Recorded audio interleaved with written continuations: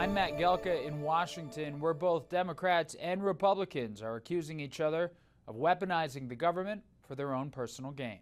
Charges over which administration, the past or the current one, was weaponizing government had things boiling over in a House hearing this week. Pennsylvania Democrat Madeleine Dean clashed with FBI Director Kash Patel, holding up Patel's book, which featured a list of people he deemed government gangsters. It concerns me how many people from this blueprint have been targeted with executive orders and FBI investigations.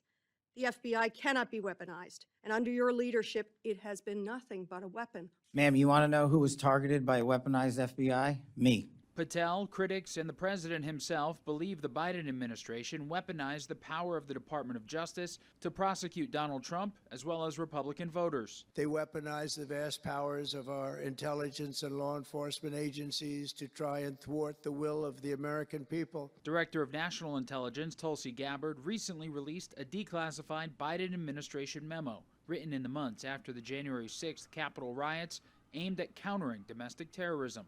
Critics say the goals in the document outline a blueprint for law enforcement to target Republicans.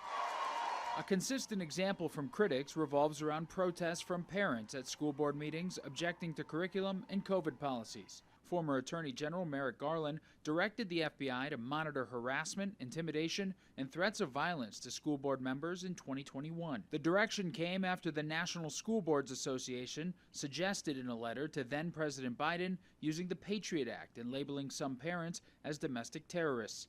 They later apologized for the letter. Republicans pounced, with Garland playing defense at the time. My memo says nothing about domestic terrorism, says nothing about parents committing any such things. Some parents in Michigan and Virginia claiming that they were targeted by the Department of Justice and that their First Amendment rights were violated brought their case to multiple courts before trying the Supreme Court, but the High Court declined to hear it last year.